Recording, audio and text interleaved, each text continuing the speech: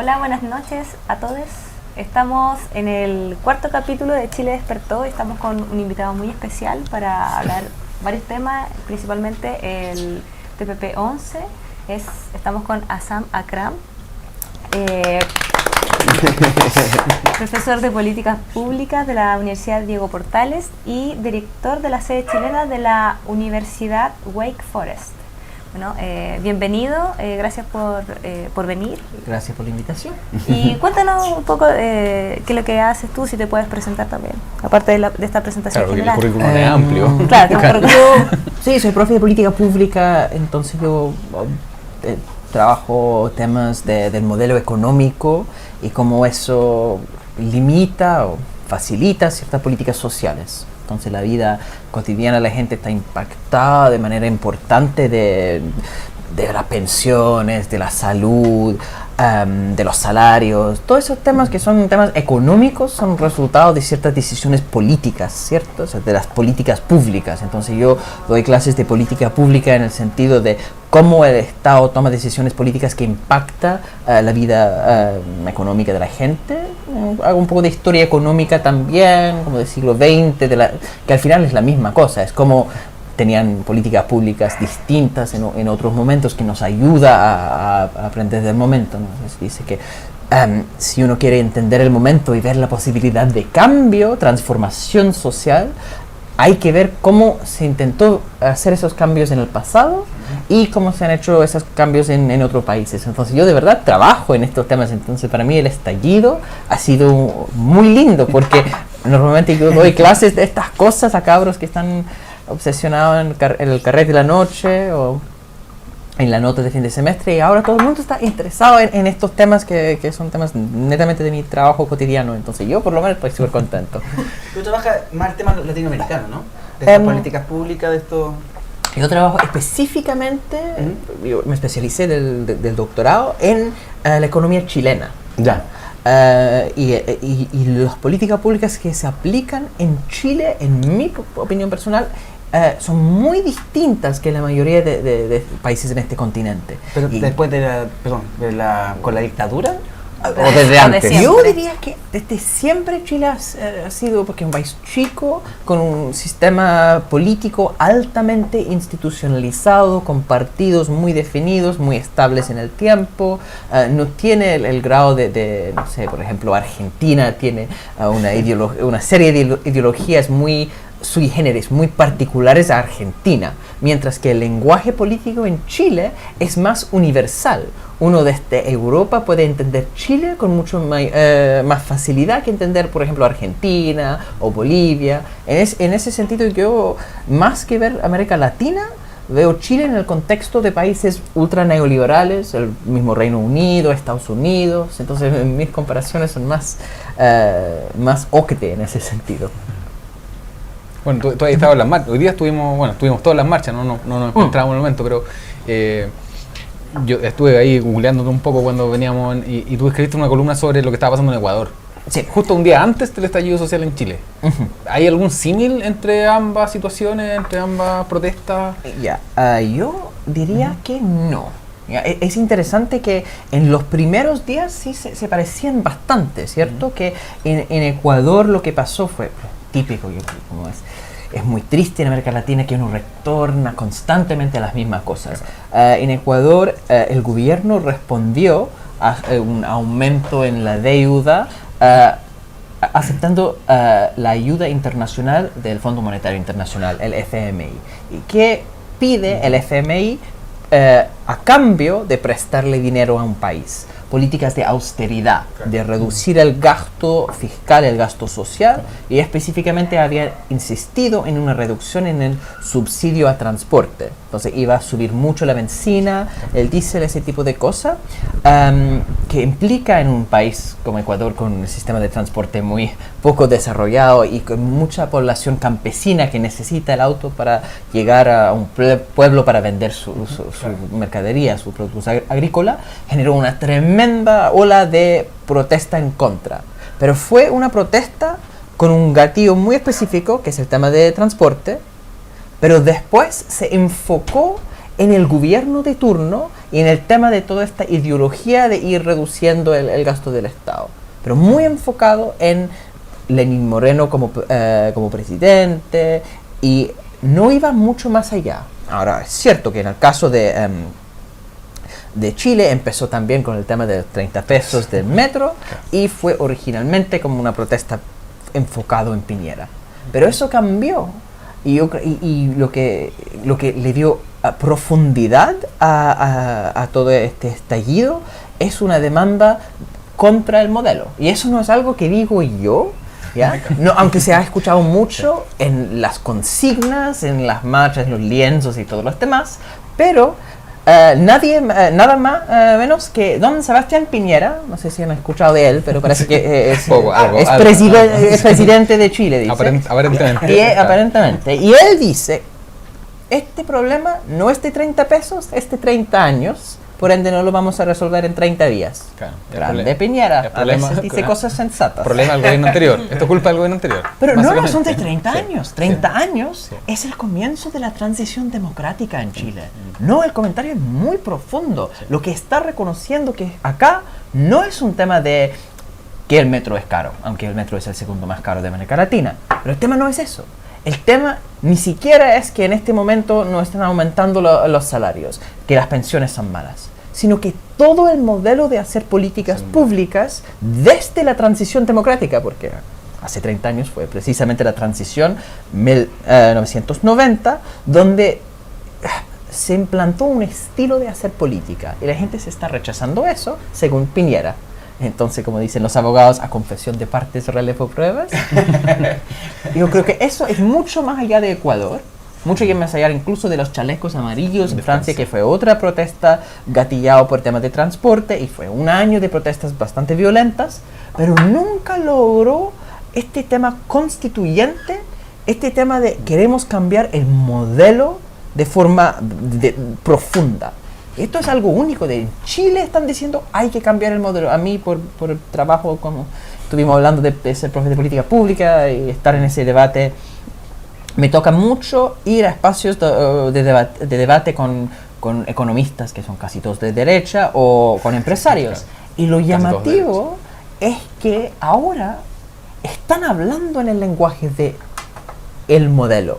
Antes fue imposible. De hecho, yo tuve debates con gente como Oscar Landerreche, que quiere ser candidato de la presidencia por el Partido Socialista, típico economista cercano a Ricardo Lagos, y él decía, no, cuando uno habla del neoliberalismo, se acaba la seriedad en la conversación. Digo, a mí no me gusta hablar del neoliberalismo. ¡Oh! Pero un profesor que es ignorante, que estos son profesores de economía que enseña modelos de competencia perfecta y cosas que no tienen nada que ver con la realidad. Pero cuando uno habla del neoliberalismo, dicen, no me gusta hablar del modelo. Absurdo. Pero ahora están obligados a hablar del modelo, porque es una realidad política que la gente se está cuestionando este pacto de políticas públicas que se han aplicado desde los 90. Entonces, esto no es ni Ecuador, ni Francia con los chalecos amarillos. Probablemente, yo diría, el símil más cercano sería una protesta que empezó en Túnez por la violencia policíaca, que después se extendió por todo el Medio Oriente como la primavera árabe. Acá estamos en la primavera chilena, porque ahí sí es un cambio de modelo. Pero claro, llevamos 50 días y mucha gente dice en 50 días aún no cambia nada, el modelo aún no se toca, más allá del bono de no de 100.000 pesos promedio, que decía Piñera, o el sueldo de los parlamentarios, etc., un par de señales, pero el modelo aún sigue siendo el mismo. Yo no sé si más allá del cambio constitucional, de la Constitución, que puede que el plebiscito lo perdamos y que la gente diga que no hay que cambiar la Constitución, vamos a quedar lo mismo. Con la chica que habló en Venezuela también puede figurar en contra. Pero claro, pero hay alguna, ¿se ve alguna señal de que sí haya un cambio en el modelo, o esto es una protesta que va a quedar en nada? A ver, hay que entender que el modelo chileno, este neoliberalismo, se implantó en una dictadura a sangre y fuego, pero incluso con un Estado que tenía el poder total, costó implantarlo. No fue una cosa de la noche y mañana. Fue una serie de políticas públicas bien fuerte 75, el Plan Caos, después empiezan a hacer una serie de reformas con la liberalización comercial. Estas cosas no se pueden hacer rápidamente, ni siquiera cuando uno tiene poder total. Entonces decir, pero no se ha cambiado el modelo no se va a cambiar así. Cambiar el modelo neoliberal en Chile es un trabajo de 15 años mínimo, ¿ya? Entonces acá esta protesta no va a cambiar el modelo ahora. Lo que podría hacer, y lo que yo espero que haga, es que abre ciertas llaves para que en el futuro sea más fácil cambiar el modelo, ¿ya? Se han intentado hacer reformas al modelo neoliberal en Chile varias veces. El ejemplo más obvio es la nueva mayoría, y yo creo que esta protesta no es simplemente una protesta contra Piñera, es una protesta transversal que también está contra la señora Bachelet y su incompetencia cuando hizo esas reformas. De hecho, es interesante que el alza en el precio de metro de 30 pesos fue algo que se hizo un comité técnico, ya que estamos entre gente que se interesa por temas de transporte, un comité de expertos de transporte. Entre los tres expertos fue el economista Claudio Agostini, de la Democracia Cristiana, una persona que figura apoyando o recomendando este aumento en el costo del metro. Y Claudio Agostini, curiosamente, es el padre de la reforma tributaria de la señora Bachelet. O sea, son los mismos expertos que diseñaron las reformas de la nueva mayoría, que fueron insuficientes y cupulares, que fracasaron por la estructura de la Constitución y por la propia incompetencia de la nueva mayoría, y que de cierta forma generó este estallido también. No en el sentido que la gente está protestando contra la Bachelet, sino que ella no hizo las reformas necesarias para reducir el malestar, y por eso se está estallando ahora. En ese sentido, como estamos viendo intentos de cambiar este modelo que han fracasado siempre por los límites que existen en la política. Entonces, ahora que tenemos esta fuerza de la sociedad movilizada, se puede abrir las llaves, específicamente la llave de la Constitución, que fue una de las grandes cosas que bloqueó las reformas de la nueva mayoría. Se está hablando de cambiar la Constitución.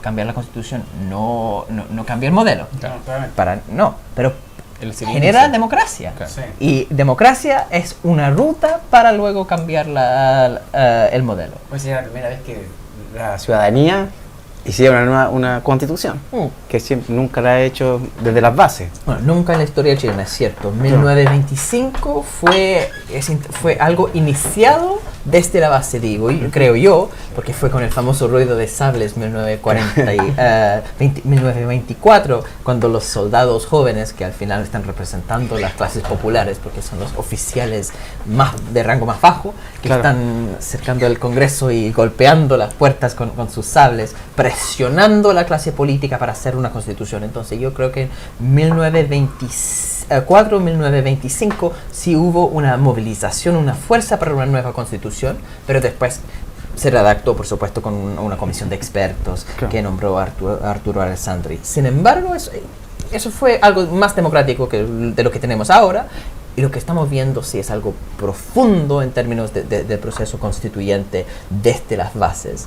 Pero lo más interesante de eso, más que la participación, aunque la participación es muy linda, es que estamos con la posibilidad de redactar una constitución que es institucionalmente democrática, que permite que en el futuro se pueda hacer reformas a las cosas estructurales, a las pensiones, a la salud, a los salarios, sin el bloqueo. Entonces yo siempre cito a Martin Luther King, el activista de los afroamericanos que estaba en el momento cuando con el apoyo no abierto, pero implícito del gobierno de Estados Unidos, había grupos de ultraderecha que estaban quemando las casas y las iglesias de la comunidad negra. Y Martin Luther King decía, el arco de la justicia es largo, perdón, el arco de la historia es largo, pero tiende hacia la justicia. Entonces estamos hablando de una transformación que va a durar mínimo 15 años, pero estamos empezando ahora a acercarnos a la justicia. Y eso yo creo que es muy lindo. Porque tú participabas en varios cabildos, nos contabas antes de empezar. La gente tiene más o menos claro que va a durar esta cantidad de tiempo, porque claro, uno dice, oye, lo que te decía recién, llevamos 50 días y el modelo no se ha tocado o no hay anuncios de cambio, más allá de la Constitución. Claro, pero estuve estando en la calle, estando participando en estos grupos, en estos cabildos.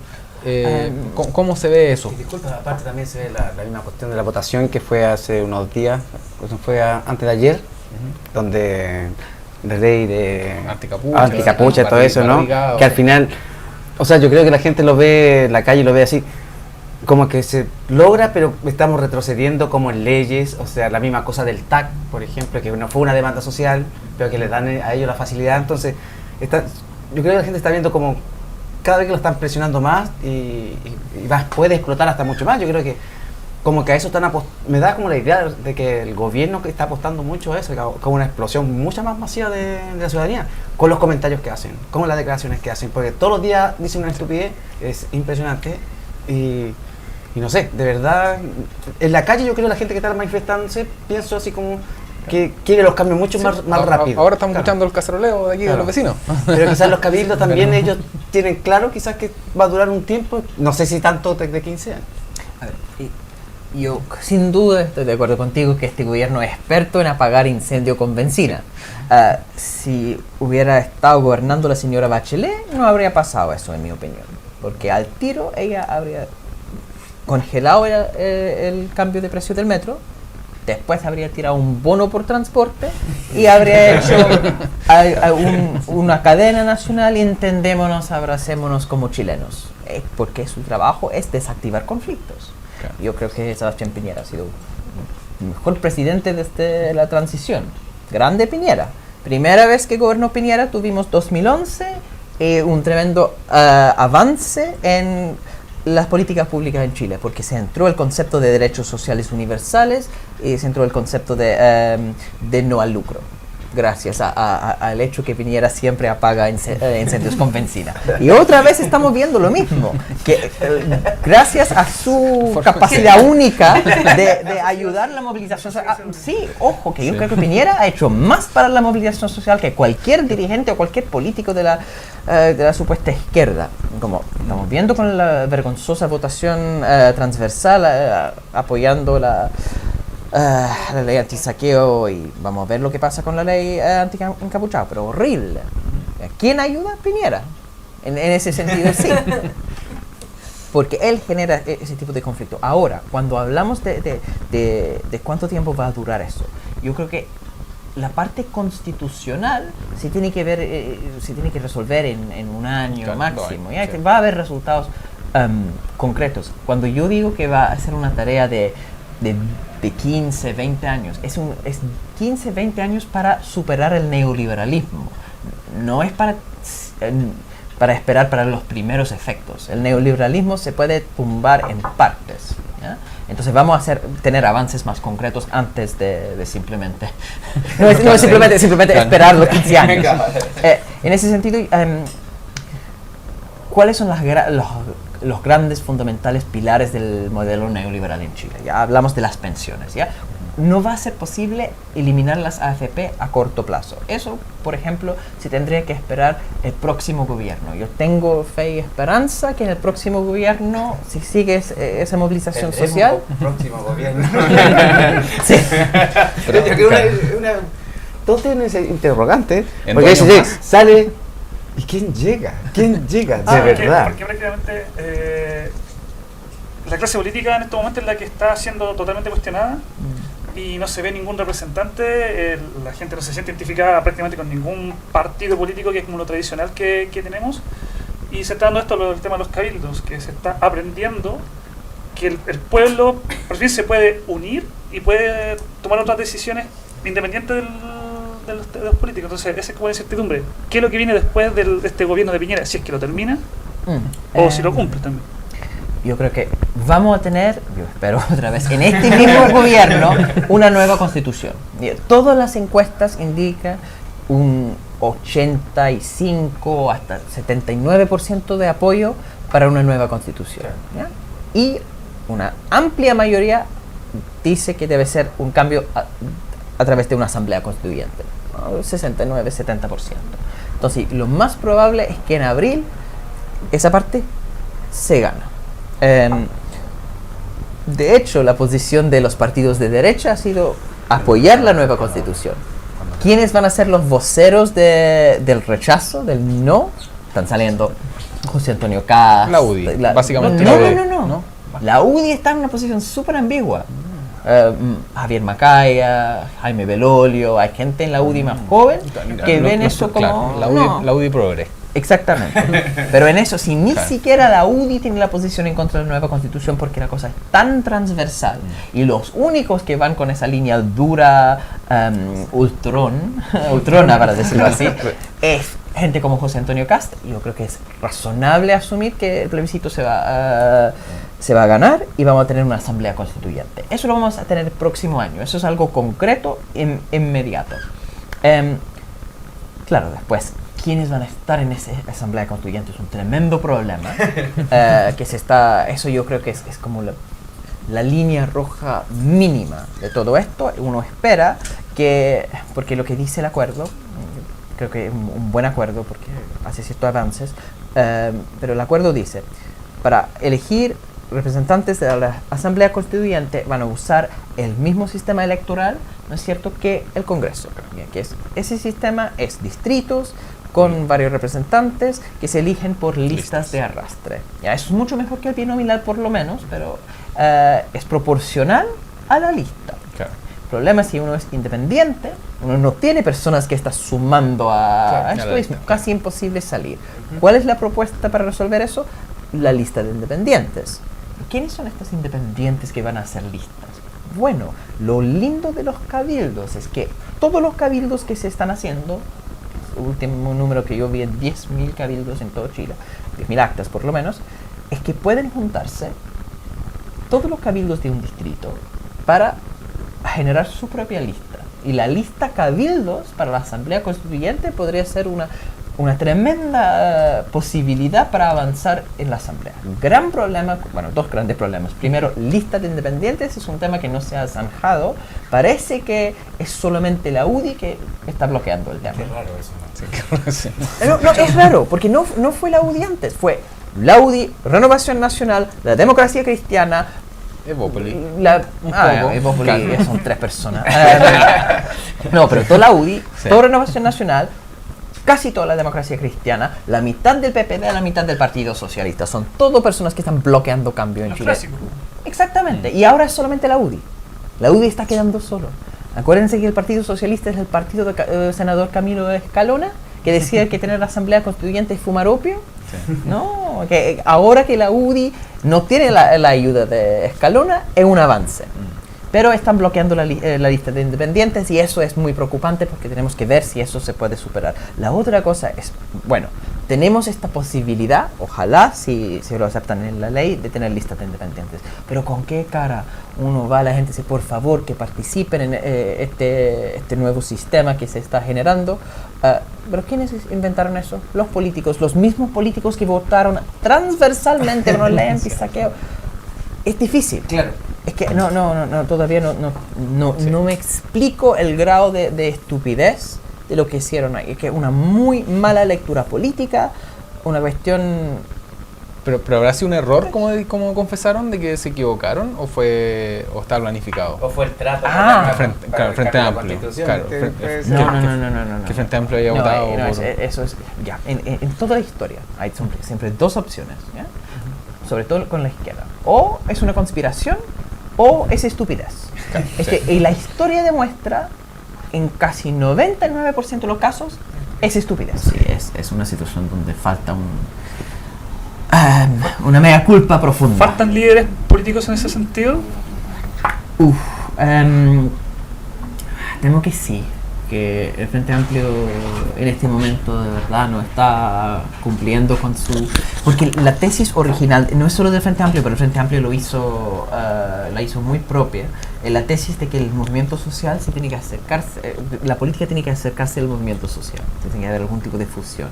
Son cosas distintas, por supuesto que los partidos políticos no son los movimientos sociales, ni los movimientos sociales son partidos políticos, pero debe haber una relación de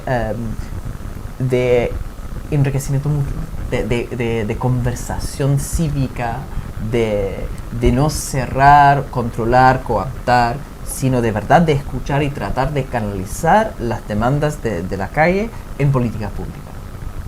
En algún momento el Frente Amplio simplemente dejó de escuchar a la calle. Y eso sí es un fracaso profundo que se tiene que corregir a través de la creación de, yo creo, como de algún tipo de institucionalidad distinta. Al final una alianza de partidos, y si tenemos un partido como el PH, el Partido Humanista, que sí se acertó por lo menos en este tema, deben ver una manera de canalizar entre partidos las distintas visiones mejor. Tú recién hablaste de que el proceso de derribar el neoliberalismo tomaría un tiempo, toma un tiempo, mejor dicho. Sí. ¿Qué propuestas viables o existen como para presentar otro nuevo modelo o que se estructure un nuevo modelo económico en Chile? A ver, estamos viendo cosas súper básicas en Chile, ¿cierto? Primero, nueva constitución es para que podamos cambiar el modelo, ¿cierto? Porque sin nueva constitución se termina todos los intentos de cambio en cooptación o desastre tipo nueva mayoría. Entonces tenemos nueva constitución que sobre todo lo que hace es eliminar instituciones como el Tribunal Constitucional para que con 50% más uno de los diputados uno pueda hacer una nueva ley. ¿Ya? ¿Cuáles son las nuevas leyes que superarían el modelo neoliberal? Pensiones. Uno elimina las AFP, pensiones privadas, uno tiene un sistema de seguridad social que es reparto, ahorro colectivo, se cambia el 10% de las cotizaciones, va parte a un fondo común, alguno parte a cuentas individuales y de esa forma las pensiones aumentan para la mayoría de las personas. ¿Ya? Esto no es socialismo, no termina ni siquiera con un modelo completamente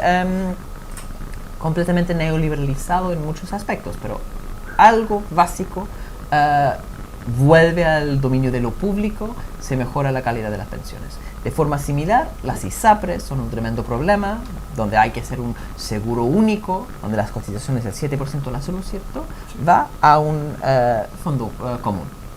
Eso no elimina los hospitales privados.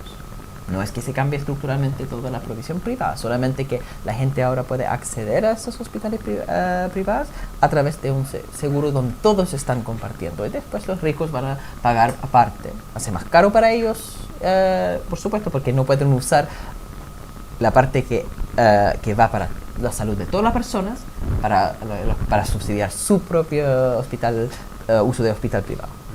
Pero es un avance importante, se aumenta el espacio público dentro de la salud. Después hay un problema con los salarios, que son muy bajos, es un país muy desigual. Antes de impuestos, uno de los países más desiguales del mundo. ¿Cómo se corrige eso? Una de las cosas importantes es la negociación colectiva. ¿Ya?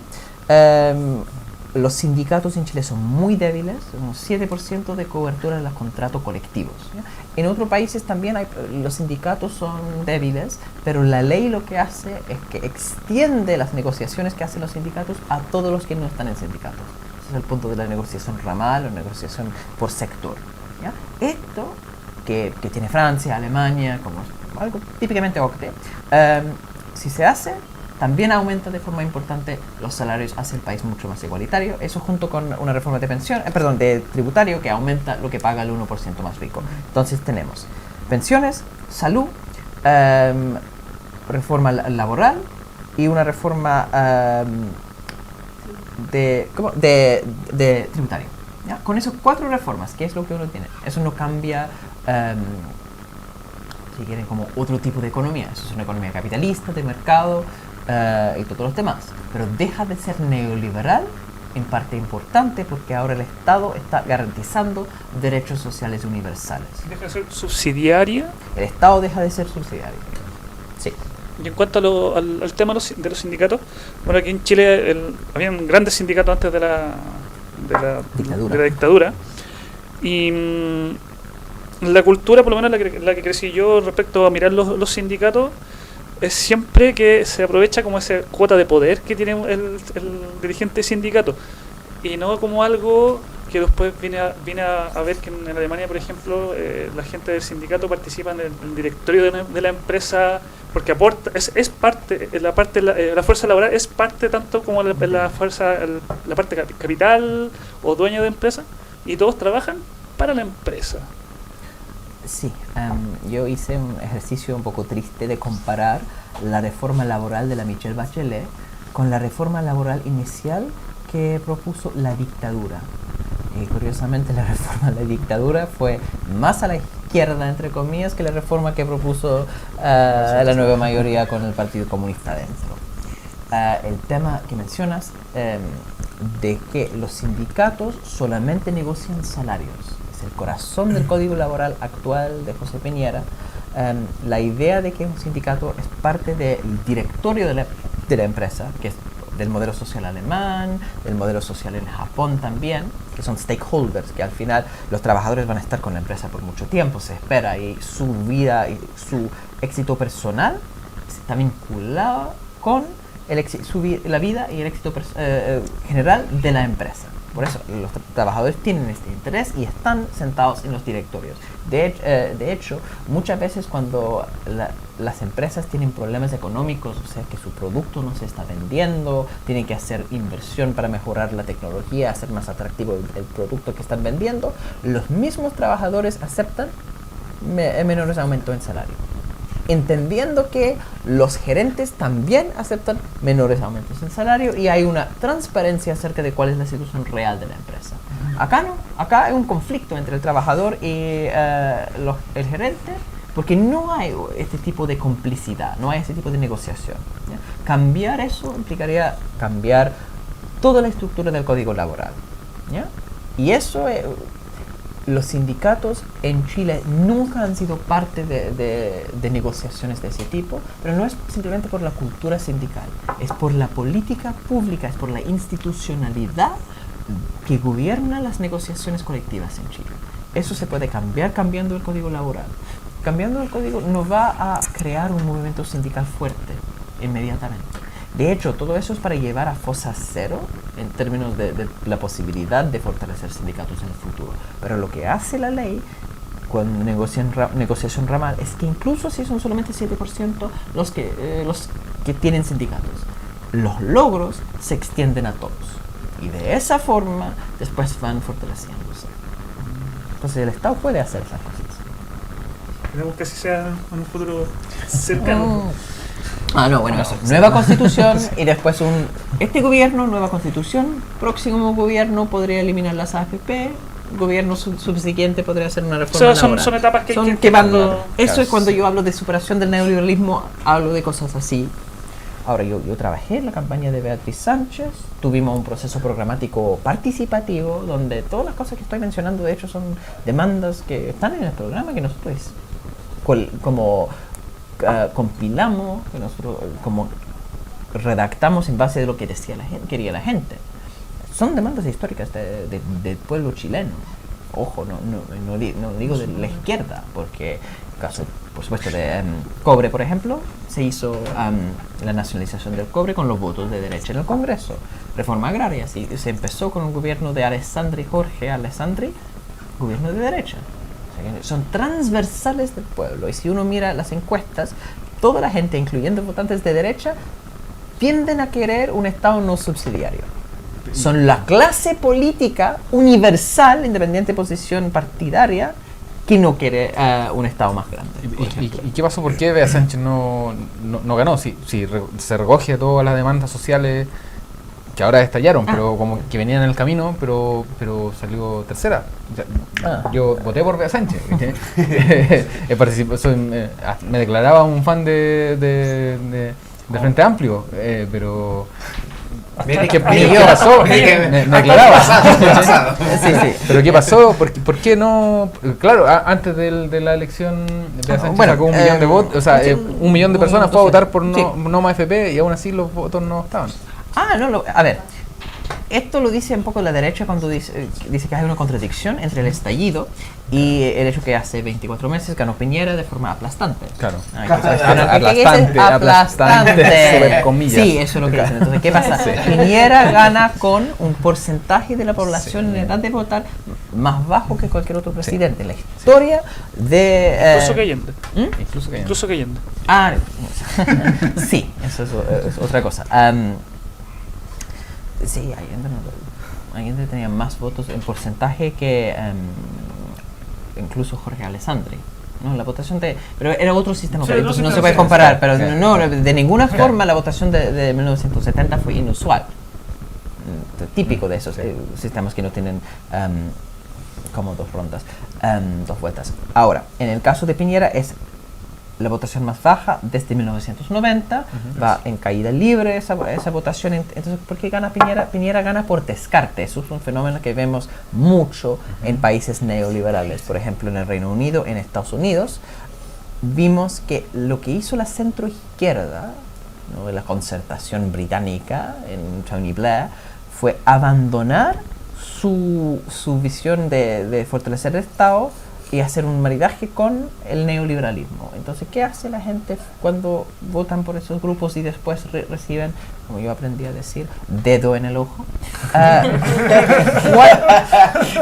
es la reacción?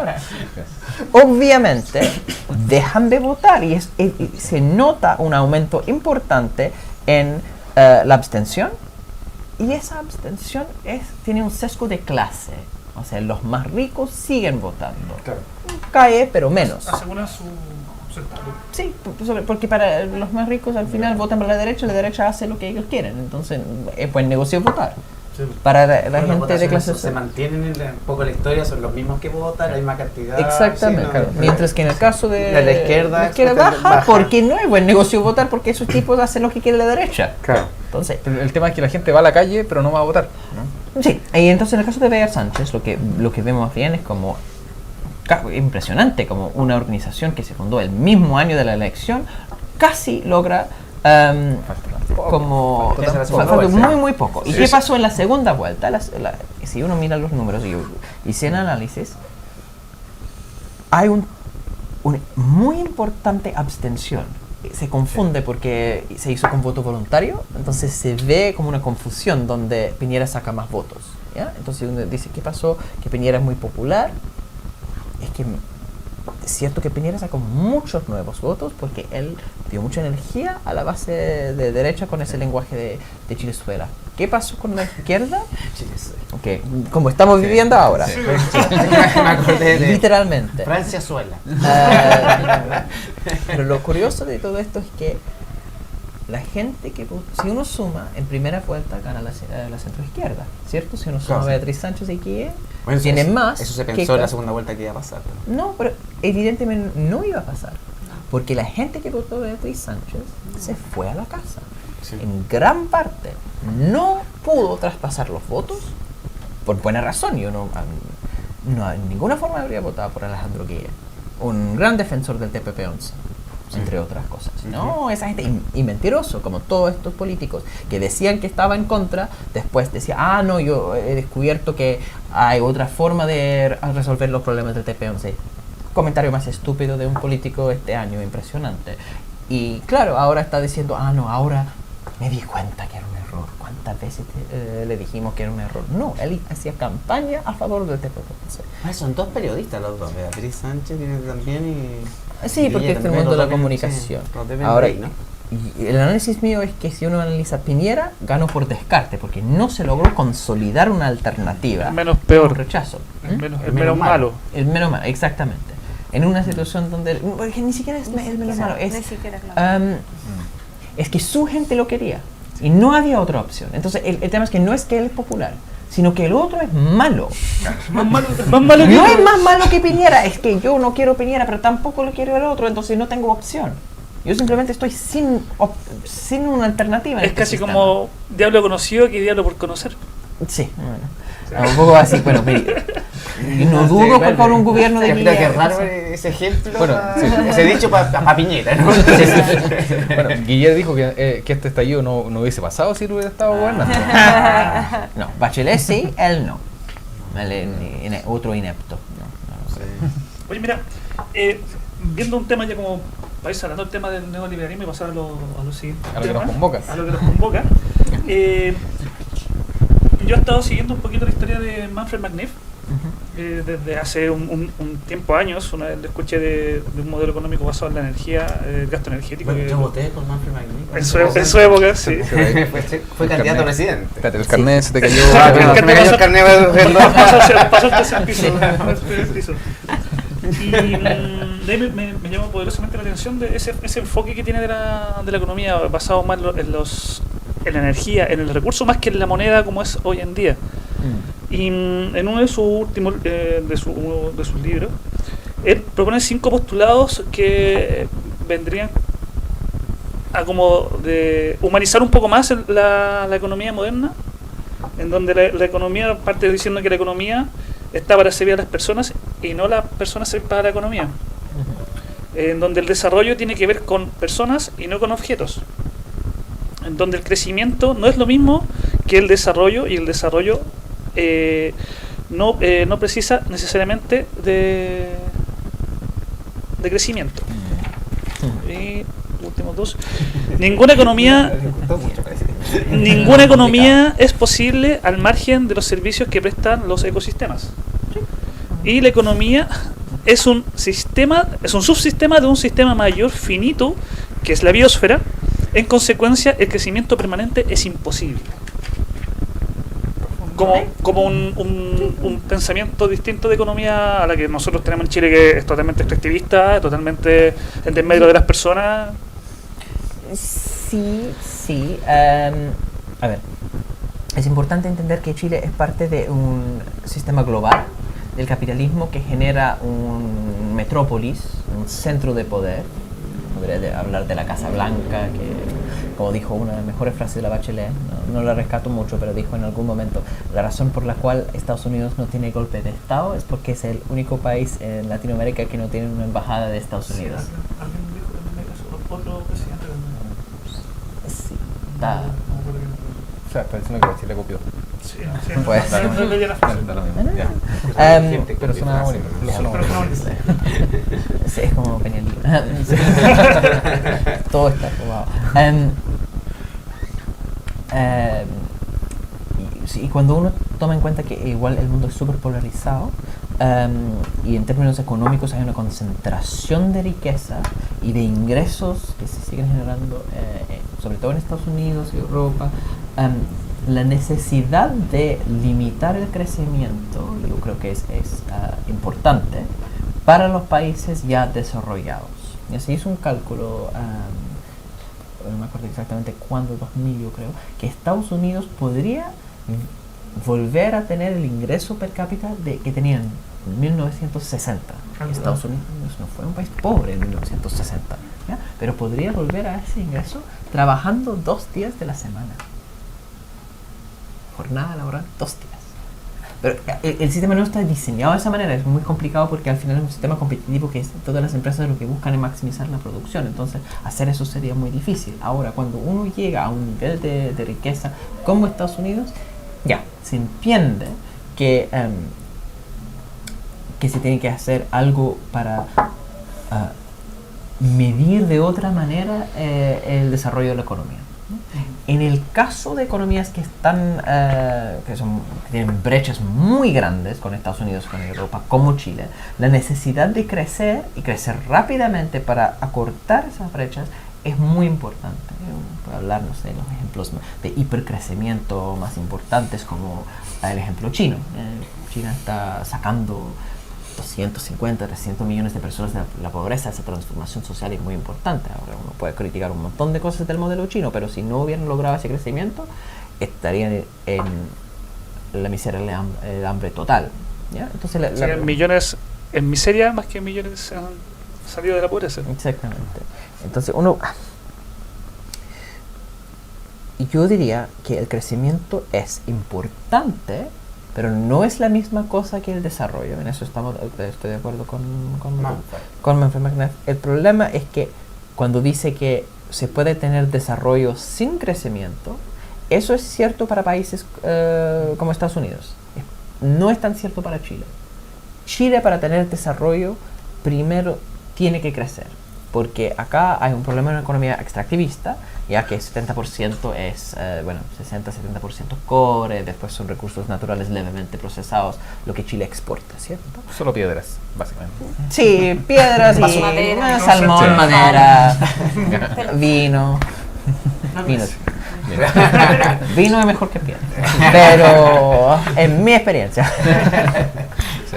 Pero, claro, con ese tipo de exportación no se puede financiar derechos sociales universales, ¿ya? Salud, educación, pensiones. ¿Por qué el gobierno siempre quiere focalizar solamente hacer servicios para los más pobres? En parte porque falta dinero. ¿Ya? Es cierto que Chile no tiene la generación de riqueza suficiente para financiar cosas de calidad para toda la población. Pero la pregunta es ¿por qué? Porque tenemos una economía de libre mercado que simplemente hace extracción, porque en eso los empresarios pueden ganar mucho.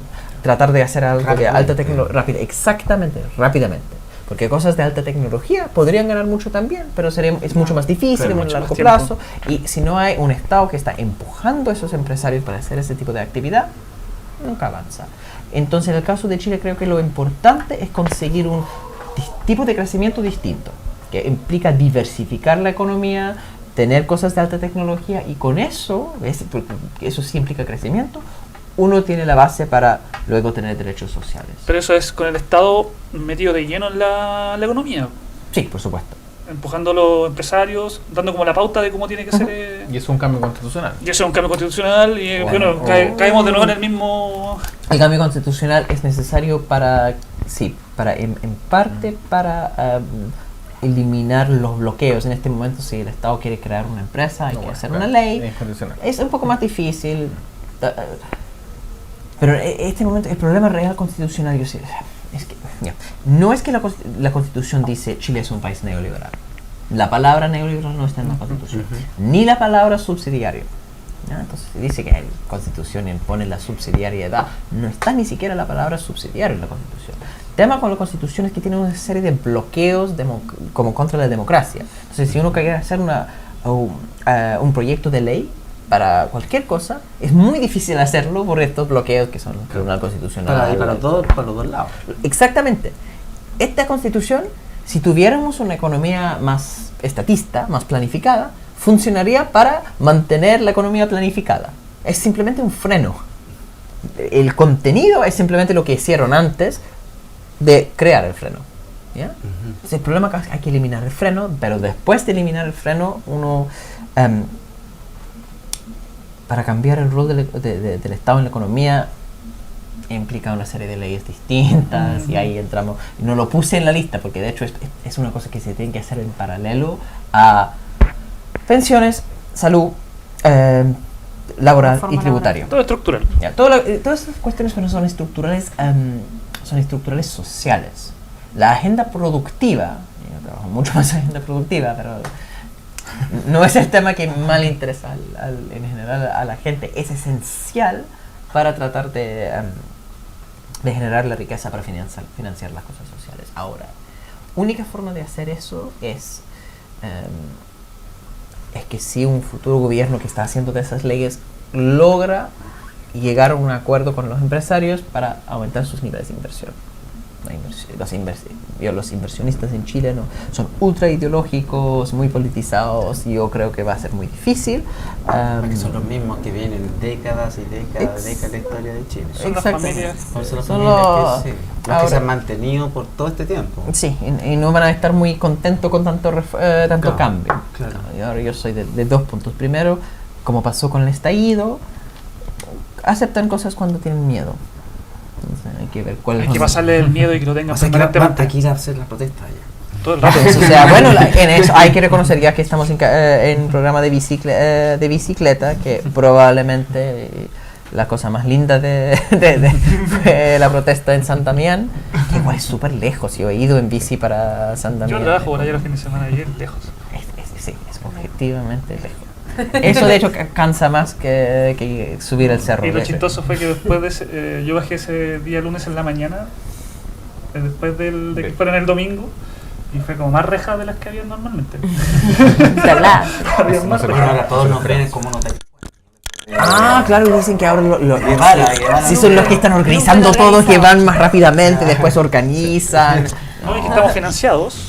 Por supuesto. Estamos financiados porque tenemos una bicicleta de marca y una GoPro. A mí me contaron que unos de estos abogados del gobierno estaban muy preocupados por un grupo de ultraizquierda que está organizando las protestas que se llama ACAB. Yo creo que muchos de estas bicicletas son parte de esa organización delincuencial de ultraizquierda ACAB. Cassette de ciclismo. ¿Eso es verdad? Sí. Anarquista con cyclist.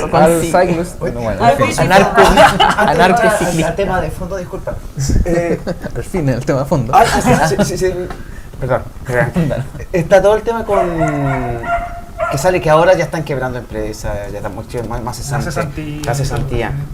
Llevamos 50 días sí, de estallido, ¿cierto?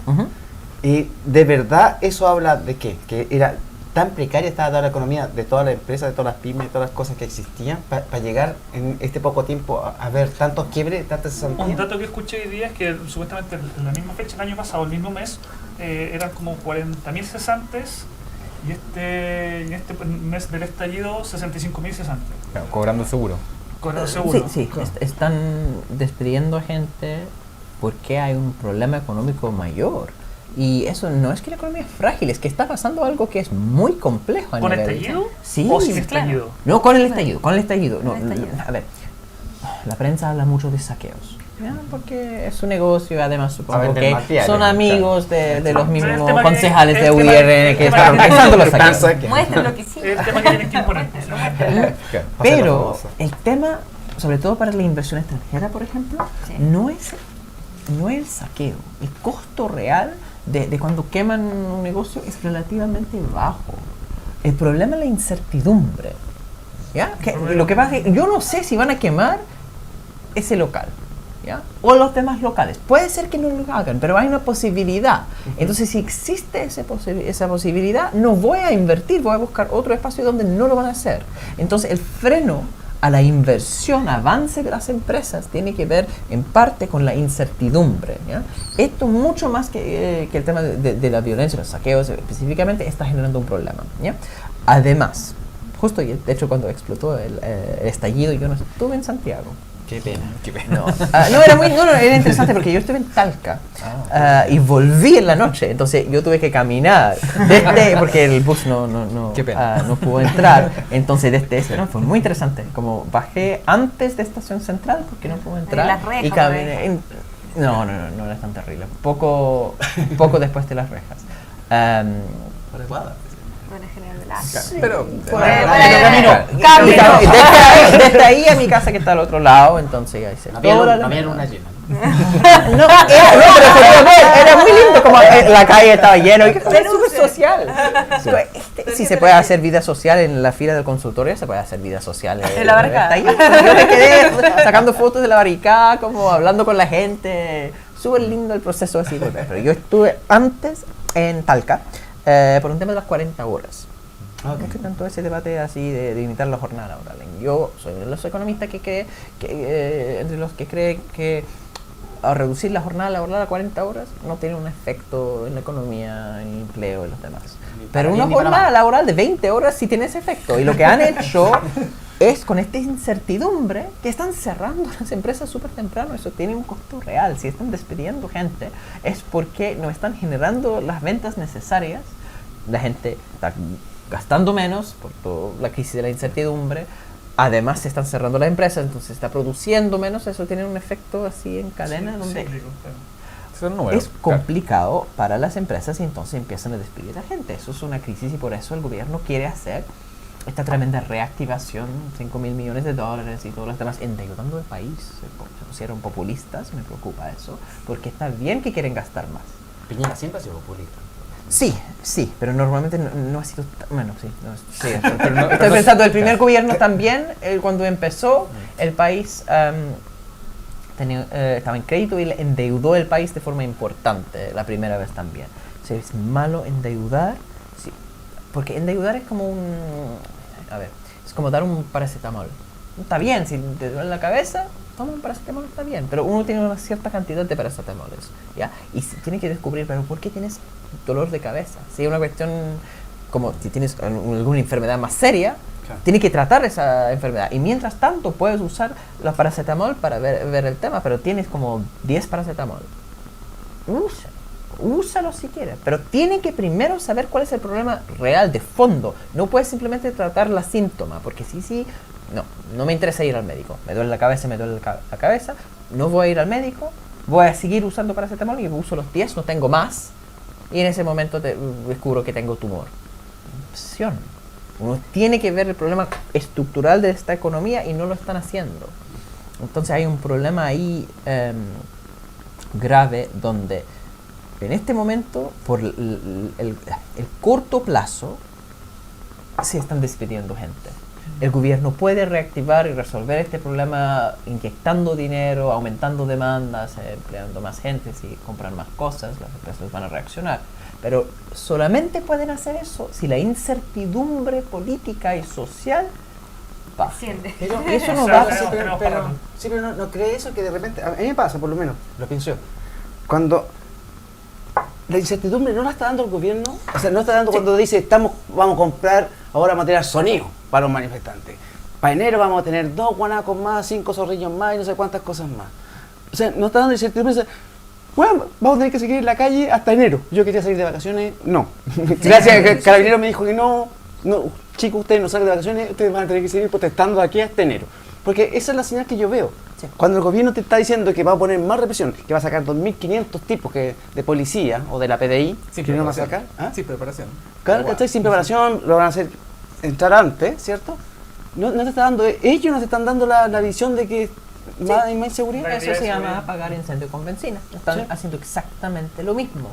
Entonces, el costo económico de esta crisis es culpa del gobierno. Para tener una economía recuperada, uno necesita paz social y el gobierno no quiere ceder y no quiere dar paz social. Entonces es un tremendo problema económico. Y entonces cuando la exconcertación, Ricardo Lagos, vamos a endeudarnos más. Un momento, no, hay un problema. No, el populismo cuando lo hacen otros países, cuando lo hacen en el Caribe, es terrible el populismo que se está endeudando el país. No, pero el caso chileno está bien. No, ahora, parece justo eso. Es cierto que Chile tiene una excelente situación en términos de la deuda externa, pública, no, es muy baja. Somos buenos clientes. Ha sido muy responsable en pagar sus deudas en el pasado, entonces hay la posibilidad de endeudarse, sobre todo porque las tasas de interés a nivel mundial son muy bajas. Se puede endeudarse. ¿Con el FMI? No se puede endeudar, no lo venden bonos, eso se compra en los mercados financieros internacionales. Eso no hay problema. El FMI, de hecho, lo hacen precisamente los países que no pueden pedir prestado dinero de forma más barata. ¿No? Chile puede, sin esas intervenciones, conseguir muchos fondos. Como la mafia del pasaje. El FMI es como la mafia del pasaje cuando vende. Don Juan, ¿me puede prestar 100 pesos? Ya, si no... Exactamente. Es que todas las personas que no pueden pedir en una situación más respetable, digamos. Chile no está en esa situación. Chile puede endeudarse mucho. Pero es como el tema de usar el paracetamol. Se puede hacer ahora, pero solamente están 10. Sí. Después, si ellos gastan todo eso, endeudan el país y luego no resuelven los problemas, en la segunda pasada, el segundo estallido, no van a poder hacerlo. Va a ser lo que pasa en Argentina, ¿no?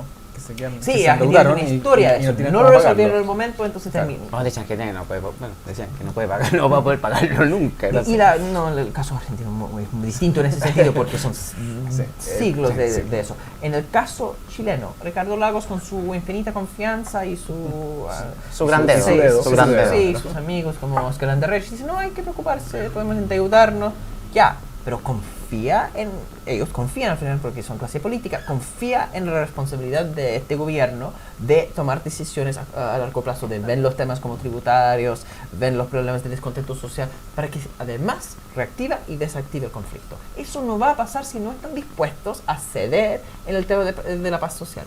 Hasta ahora no están dispuestos a ceder y de hecho están pasando cosas como la ley anti-saqueo y la ley anti-encapuchado. Entonces, y eso, clase política casi transversal, con la excepción con Partido Comunista parece, pero ya casi transversal, una clase política completamente podrida que quiere como hacer ofertones en términos de pasar dinero sin ver lo estructural, y eso es muy peligroso. Chile estaría como en un techo de subdesarrollo, he leído por ahí. ¿Qué necesitaría Chile para entrar a ese mundo del desarrollo? Eso tiene que ver con el nivel de ingreso per cápita, ¿cierto? Que al final la gente tiene que ganar más en Chile, pero para poder ganar más tiene que tener mejores trabajos, tiene que producir más cosas.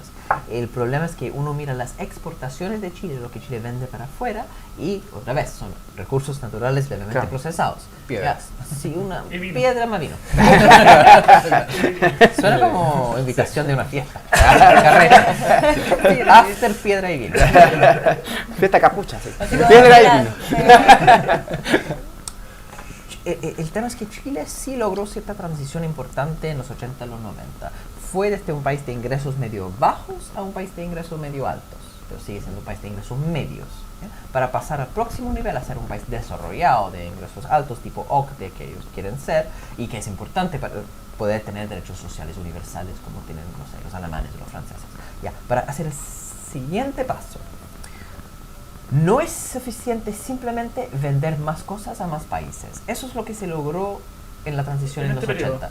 En los 80 Chile vendía pocas cosas y a un grupo pequeño de países.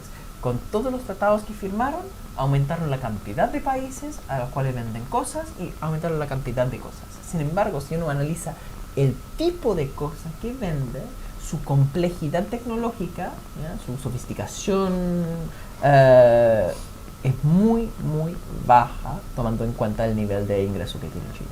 Para hacer el salto en términos de crecimiento y desarrollo, lo fundamental es aumentar el avance tecnológico de los productos chilenos, ¿ya? Y eso no se puede hacer con el libre mercado, por una razón muy simple, que el libre mercado hace lo que es rentable en este momento. ¿Qué es rentable para Chile en este momento? Cobre. De la misma forma que fue rentable para Chile en los años 20, salitre. Porque es lo que, y uno tendría que ser idiota como empresario, no invertir en salitre, porque es lo que genera mucho dinero. Inmediato. Sí. Y es solamente el Estado que puede ver, momento, acá 70% de nuestros ingresos son de salitre, muy rentable para ellos, pero en algún momento podría bajar. Tenemos que tratar de diversificar la economía para que cuando baje ese sector, hayan otros sectores que pueden ser alternativos, ¿ya? Por eso el ejemplo que yo siempre doy en mis clases de política pública es de Blockbuster, que el Blockbuster como empresa desapareció completamente cuando inventaron esa cuestión de Netflix, ¿cierto? Y eso no generó una crisis económica en Estados Unidos, ¿ya? Pero ¿qué pasó? Como perdieron, todos los que trabajaban en Blockbuster perdieron su trabajo. Toda la estructura, las tiendas, las que estaban... La cadena internacional, todo local internacional. Todo se cayó. Pero Blockbuster nunca fue 70% de las exportaciones de Estados Unidos. No era tan importante. Entonces, en el momento que se cae Blockbuster, abre otros trabajos. Pero cuando se cae el salitre en Chile, no hay otras actividades. La falta de diversificación es muy importante, es un tremendo problema porque implica que uno no tiene esos movimientos. Lo que tiene que hacer Chile es la diversificación de sus exportaciones, aumentar su grado tecnológico, y eso implica cambiar el rol del Estado. Entonces, todo lo que hemos estado conversando, pensiones, salud, salarios con sindicatos, para financiar todas estas cosas, uno necesita un Estado que está empujando a los empresarios a hacer cosas más complejas tecnológicamente hablando. ¿Y eso, una pausa? No, dale. Sí, que iba la pregunta. ¿Y eso, el TPP-11 o TTP-11? TPP-11. ¿Cómo afectaría ese posible crecimiento? Primero, ¿qué es TPP-11? Porque claro, venimos hablando hace rato de las demandas sociales, de las marchas, y no hay mucho cartel TPP-11 o no al TPP-11. Hay harto cartel. O sea, hay harto, o sea, que tú a mí me sorprende que es una demanda que es bastante... He ido a otras como marchas. No, me impresiona la porque cantidad claro, de... porque no están las demandas como en el listado, está el NOMASTAC, la AFP, la NOMASTAC nueva no está, constitución. NOMASTAC no está. Bueno, pero No, ya, yo- hay soluciones en el Totalmente. NOMASTAC rápidamente. Sí, está. Pero me refiero como que no están en el enunciado público tan... Al menos yo no lo doy cuenta, no he visto muchas discusiones. No, sí, pero no en el comunicado. ¿Pero qué es Yo TPP? habría pensado... Ya.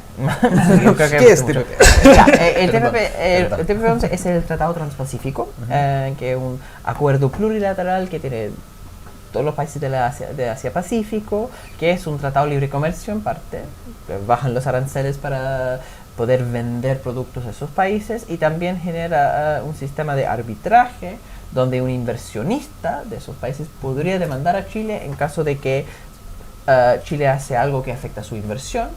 Y eso supuestamente lo que va a hacer, además de permitir que las empresas chilenas puedan vender a esos países más fácilmente, también va a llegar más inversión de esos países porque sus inversiones están mejor protegidas. Estoy más o menos de acuerdo. El problema es fundamentalmente que en términos de vender a esos países ya tenemos acuerdos comerciales, entonces lo que se reduce en términos de menos impuestos que tienen que pagar los exportadores chilenos es mínimo, absolutamente mínimo. Y el costo de proteger las inversiones es que limita la política pública.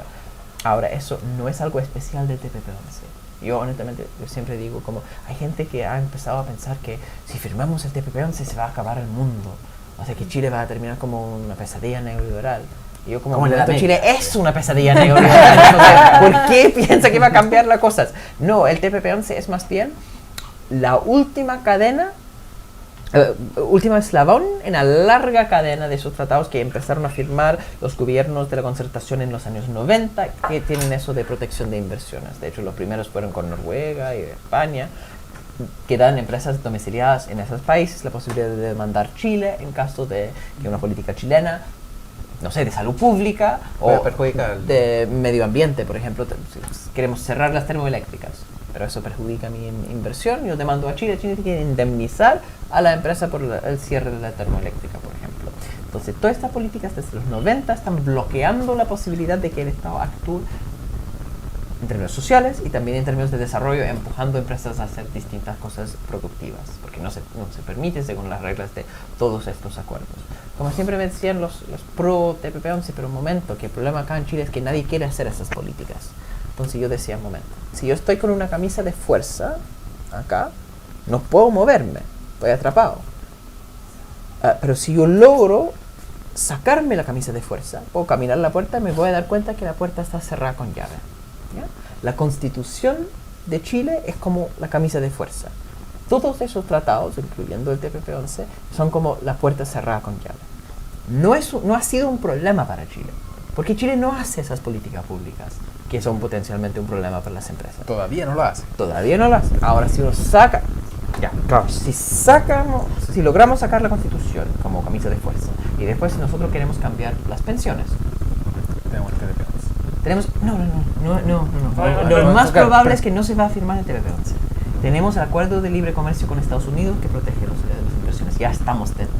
¿Ya? Entonces ese es el problema real, es que habrá que ver la forma de escapar de esos Ahí está tratados. el libre comercio que parece que no son tan libres. Sí, porque estos tratados de libre comercio tienen dos patas. Una parte es netamente de comercio y una parte de inversiones. La parte de inversiones es muy complejo porque del Estado en estas cosas. Y ahí es medio técnico, pero en el caso de, por ejemplo, que uno saca la propuesta en Chile es dejar las cuentas individuales que existen ahora, tal como están, y ver lo que pasa con las cotizaciones futuras. ¿Ya? Cambiar las cotizaciones futuras a nuevos usos, como un fondo común. Eso han intentado hacer Bolivia. Bueno, Bolivia cambió la administradora de las cuentas individuales, que fue una AFP, BBVA, y ahora es el Estado boliviano. Les llegó una demanda de BBVA por expropiación. En el caso de Eslovaquia, hicieron otra cosa. Querían, no tocaron las cuentas individuales. Decían, en el futuro, con las futuras cotizaciones, queremos cambiar su uso. Eran por ESAPRE. Entonces, la cotización de salud solamente se puede usar para salud y no para el lucro de la empresa. Perdieron. tuvieron que eliminar la reforma, porque decían que eso era una expropiación por los tratados internacionales de este tipo. Entonces tenemos grandes problemas, si queremos, en la lista de cosas que estaba diciendo, cambiar pensiones y cambiar salud, por este tipo de tratado de protección de inversiones que incluye el TPP-11, pero lamentablemente es mucho más grande que el TPP-11. Para avanzar con eso, en la Asamblea Constituyente va a ser muy importante definir la propiedad privada que el Estado tiene que proteger, o el sistema jurídico tiene que proteger, para no incluir cotizaciones. ¿Ya? Eso va a ser una tarea dura. Y la otra cosa es decir, como dice la Constitución de Bolivia, la Constitución de Ecuador, que no se puede tener tratados con arbitraje. Que el Estado no puede dar la jurisdicción a esos tribunales internacionales. Somos independientes. Sí, ahora se da jurisdicción a muchos tribunales internacionales, por ejemplo, en derechos humanos, porque son jueces independientes con cierta seriedad. Claro. La Haya. Sí. El problema, la Haya es mucho más independiente que estos jueces que esos árbitros, que son todos abogados comerciales pro empresa, y de hecho 72,5% de las veces sus interpretaciones son pro empresa anti-Estado. Lo que le escuché a Juan Gabriel Palma en una explicación que da sobre el TP-11, el TP-11 sería un acuerdo formado por empresas, no por gobiernos, básicamente. Por las transnacionales. Sí. Y me asustó más cuando te escuché a ti en CNN diciendo que como que aquí el Ministerio de Relaciones Exteriores, como que nuestros congresistas no tienen ni idea de lo que hace el Ministro de Relaciones Exteriores. Sí, efectivamente las negociaciones que hacen con los tratados en Chile se hacen de forma muy autónoma. O sea, los negociadores van y al final es cierto que el Parlamento no puede negociar, porque al final son, en este caso, 11 países. Pero por lo menos en nuestro país deberían tener conocimiento de lo que se está... Sí, sobre todo deben tener control. Lo que pasa, imagínense, en Estados Unidos, los congresistas ponen como los lineamientos de lo que les preocupa, qué es lo que hay que preocupar, hay que negociar. En el caso chileno, negociaron, supongo, los temas que les preocupaban mucho, Codelco, ciertos elementos de empresas que querían protección, pero no veían el arbitraje como un problema porque nadie les había dicho. Porque no era preocupación para ellos el tema de las AFP, el tema de la salud, no, porque no habían conversado con los empresarios, habían hablado harto con los empresarios, no habían conversado con los congresistas para poner esos lineamientos. Entonces ese es el problema. Y claro, entonces tenemos en Chile una fuerte y excesiva influencia de los empresarios en la política, y eso se tiene que cambiar, sobre todo en la negociación de ese tipo de tratado. La mayoría de los diputados, senadores son empresarios. O te están ligados a grandes empresas, ¿no? Sí. O les paga la grande empresa. Directamente. En un conversatorio que fue la primera vez que vi sobre el tema del TP-11, había una chica que hablaba sobre el tema de las semillas. Otra persona habló sobre el tema de las patentes de remedios. Ahora hemos visto que la farmacia popular que se creó en la comuna de Recoleta, que fue replicada por muchas comunas, se puede ver muy afectado por una política como esta del TPP-11, en donde las licencias o patentes de los remedios siguen quedando en manos de las farmacéuticas, y el Estado o quien sea que administre por parte del Estado no puede interferir. A ver, el TPP-12 incluía una extensión de patentes, porque lo que querían las transnacionales farmacéuticas, principalmente estadounidenses, era más años de protección para sus patentes. Eso al final es una forma de ellos de lucrar por más tiempo. Es su premio por haber descubierto una molécula. Cuesta mucho dinero investigar para crear un medicamento, entonces necesitan recibir algún tipo de beneficio en términos de un tiempo durante el cual solo ellos pueden producir este producto. Ya es un pago. Aunque hay otras formas, uno podría tener un sistema de impuestos para pagar a esa gente, como sería quizás más eficiente, pero ya, tenemos este sistema de patentes. Pero lo que querían los transnacionales era extender los patentes por más tiempo, y también como cambiando un poco la molécula, que no es un descubrimiento nuevo real, teniendo la capacidad de seguir aumentando con eso. Eso es algo excesivo. El poder del lobby en Estados Unidos es conocido. Pero Estados Unidos se retiró del acuerdo, entonces se suspendieron esos elementos. ¿Ya? El TPP-11, entonces, en términos de precio de medicamento, no tenía ese efecto tan directo. Lo que tenía es una cosa medio técnica que se llama el linkage, donde cuando uno tiene la aprobación comercial la aprobación comercial de una cosa, el derecho de venderlo, tienes automáticamente que haber visto el tema de los patentes. ¿Ya? Ahora en Chile no hay aprobación comercial para los medicamentos, sino que solamente se hace aprobación sanitaria. Lo que quería Estados Unidos, siempre desde que firmaron el acuerdo con Estados Unidos en 2003, fue un vínculo donde en el momento de recibir la aprobación sanitaria de un medicamento, el Instituto de Salud Pública tendría que ver si esa molécula era propiedad de otra persona o no. Cosa que no hace en este momento. El instituto simplemente dice, este medicamento no es peligroso, nada más que eso. Y querían hacer ese vínculo. Chile decía que no lo iba a hacer, aunque hay un compromiso en el TLC con Estados Unidos. El TPP-11 incluye una vez más esa opción, esa necesidad. Chile podría otra vez decir no lo vamos a hacer, pero aumenta la presión que podría entonces generar ese problema. ¿Ya? Es como, ¿por qué comprometernos con cosas que no vamos a hacer si eso va a generar un potencial problema?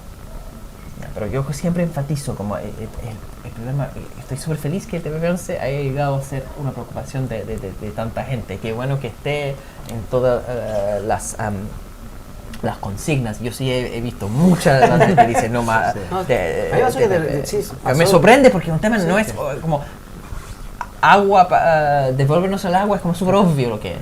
¿Ya? Es como tema como educación gratuita, es súper obvio, pero no queremos TPP, es tan abstracto que me alegra mucho que esté ahí. A mí por lo menos lo que me asusta de cuando he escuchado todo el TPP es que veo que si se firma en Chile seguiría siendo lo que es.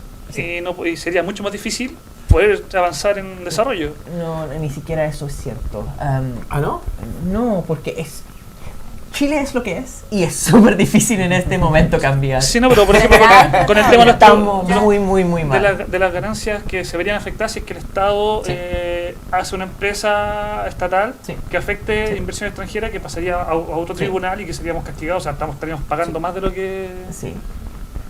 Esto existe en este momento con los tratados firmados en los 90. El TPP-11 es malo porque es más de eso. Aumenta la cantidad de países que podrían usar ese sistema y aumenta la cantidad de razones que tendrían para demandar a Chile. Pero este sistema existe en este momento. Va a ser, por eso estoy preocupado tanto con el tema. Esto es algo que existe en este momento en Chile. ¿Ya? Incluso si no firman el TPP-11, estos tipos firmaron esos acuerdos en los 90. Lagos ya vendió el país. ¿Ya? Y puesto que ya firmaron estas cosas, vamos a tener que hacer esa pelea con la Asamblea Constituyente y las leyes posteriores. Lo van a hacer con las AFP. Van a usar este mismo mecanismo, independiente de firmar el TPP, para generar un problema para la reforma de pensiones, reforma de salud, todas las demás cosas. Entonces tenemos que pelear para salirnos de esta cadena. Sí, entonces si ya están los acuerdos, ya están firmados, dentro de los que están dentro del TPP-11, ¿cuál es el interés de alguien porque Chile firme el TPP-11? Como dije, son más países. ¿Ya? Por ejemplo, en este momento, una empresa norteamericana, y lamentablemente son todos estadounidenses los que son dueños de la AFP, pueden demandar Chile por una modificación de la ley. Pero, por ejemplo, una empresa de Nueva Zelanda no puede hacer eso. Menciono Nueva Zelanda porque es uno de los países de TPP-11 que tiene ahora podría tener la posibilidad. Y tenemos este conflicto con Colum, porque Colum es una cooperativa y como cooperativa de leche recibe un tratamiento en impuestos más generoso, no tiene que pagar tantos impuestos. Y Soprole está muy enojado con eso. Soprole dice que eso es como competencia desleal. ¿Ya? Y Soprole es propiedad de una empresa. Entonces ellos podrían demandar. Eso es el problema del TPP-11, que aumenta los problemas. pero los problemas los tenemos ahora. Estamos viviendo la pesadilla. No puede ser pesadilla si eso pasa, ya estamos viviendo el problema. O sea, peor que esto no podría ser. Pero peor siempre puede ser. Podría ser aún peor. Hay que pelear, Pero hay memes de eso. Siempre va a ser. Entonces lo que tenemos que hacer es pelear estas cosas. Eso es que bueno que estén hablando del TPP-11, porque eso permite hablar de todos estos tratados. Y la pelea de los tratados va a ser fuerte. ¿Y esos tratados se pueden Modificar, cambiar. eliminar, anular, modificar, salirse? A ver, son ciertas dificultades. Por ejemplo, Bolivia salió de todos estos tratados Pero- y están todavía siendo demandados. Claro. Porque lo que pasa es que tienen lo que se llama cláusulas de atardecer, ¿ya? Sunset clauses, donde siguen funcionando incluso cuando uno está afuera, ¿ya? Entonces, estos tratados dan protección Pacto para con las el diablo, po, weón. es que estos tratados dan protección para inversiones, ¿cierto? Entonces, inversiones que se hicieron durante la vigencia del acuerdo, ¿ya? Las siguen con protección por un tiempo. Entonces, en el caso de las AFP, ¿cuándo se hizo la inversión de las AFP en Chile? Antes. Entonces, si uno sale del acuerdo ahora, siguen con la protección porque la inversión fue antes de salir, ¿entiendes? Esto puede durar, dependiendo del tratado, entre 5 y 15 años. ¿Ya? Entonces, esos bloqueos son fuertes. Siempre se pueden negociar las cosas. De hecho, no es solo Ecuador y Bolivia que tienen prohibición a arbitraje. La Unión Europea acaba fue por un fallo judicial, pero ellos declararon que no se puede usar arbitraje entre países de la Unión Europea. ¿Ya? Y además, como posición de la Comisión Europea dice, no vamos a firmar más tratados con arbitraje, sino que queremos reemplazar ese arbitraje con cortes permanentes que no tienen esos sesgos. ¿Ya? Entonces, hay otros países que lo están haciendo. Entonces, va a ser una pelea dura, pero existe la posibilidad de crear alternativas a esto. ¿Ya? Salir de los tratados no ayuda porque siempre un gobierno sale, después el otro quiere entrar otra vez, que es lo que está pasando en Ecuador. Lamentablemente, y podría pasar en Bolivia. Entonces la mejor opción, más que simplemente salir, es crear ya una institucionalidad. Y eso sería la institucionalidad como la de la Unión Europea. Y si estamos dentro de un sistema de corte multilateral, no es que otro gobierno va a decir, ya, somos tan radicales que queremos salir de esta institucionalidad y volver a lo anterior. Entonces yo veo posibilidades, si la pelea se hace bien, de avanzar en este sentido, democratizar bien la economía y hacer las reformas. Ya, ¿y esa pelea cómo va?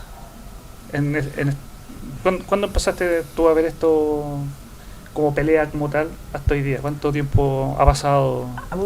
Bueno, estos tratados de protección de inversiones son de los 80 más o menos. El movimiento social en contra del arbitraje empieza a tener mucha fuerza por 2000.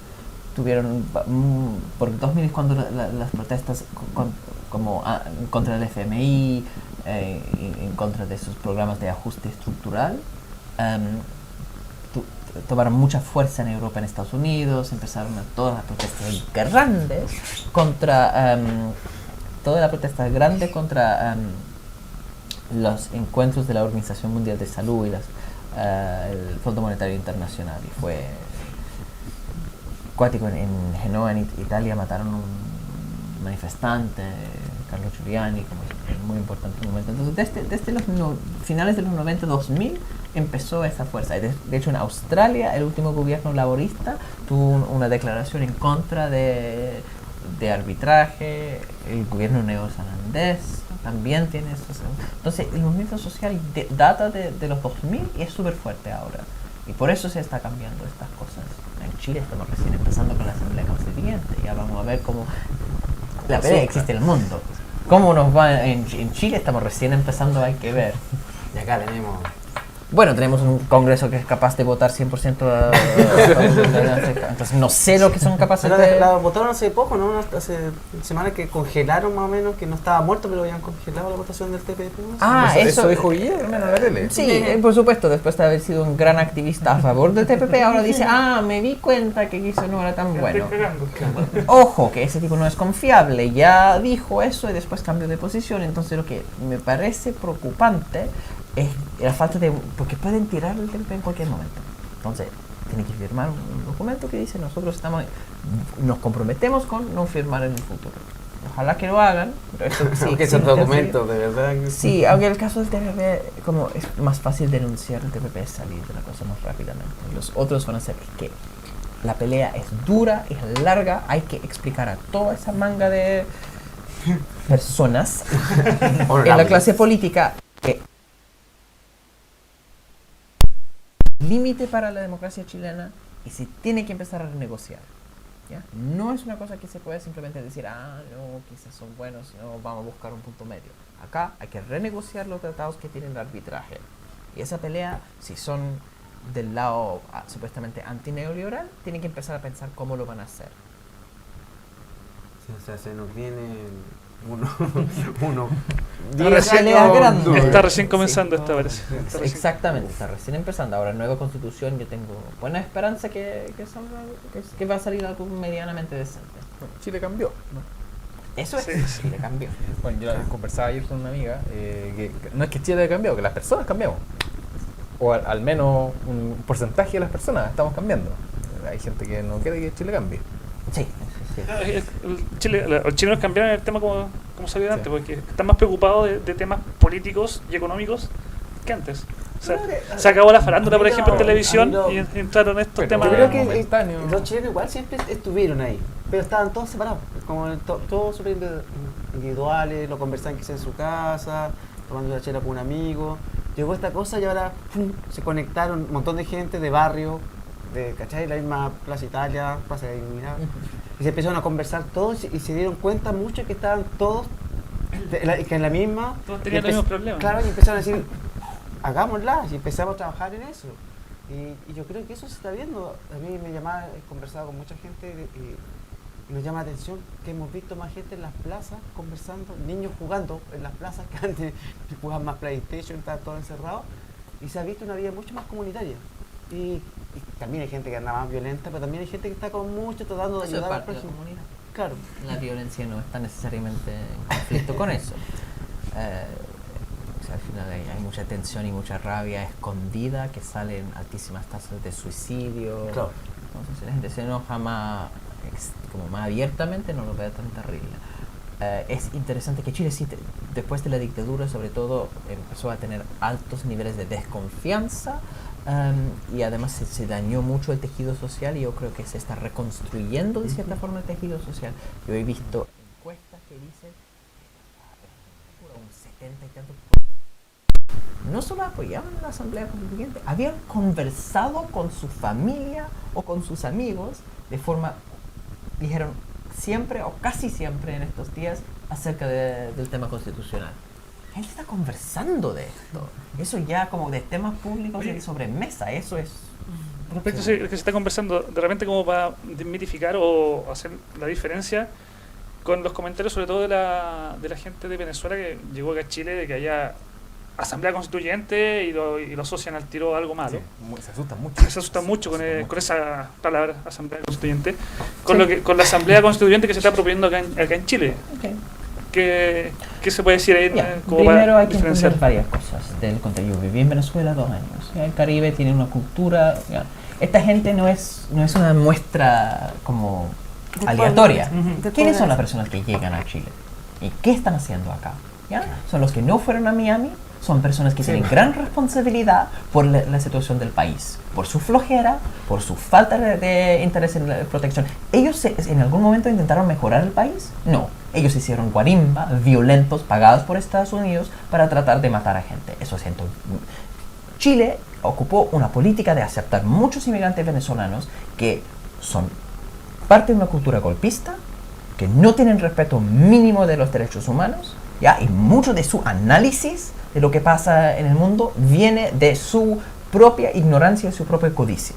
Entonces hay que tener mucho cuidado con esa información que llega, ¿ya?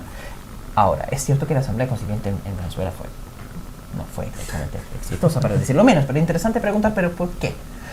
Venezuela tuvo un sistema de partidos que colapsó de su propia incompetencia, del hecho que nunca lograron gobernar bien un país que tiene tanto petróleo y tanta riqueza y no fueron capaces de manejar esa riqueza.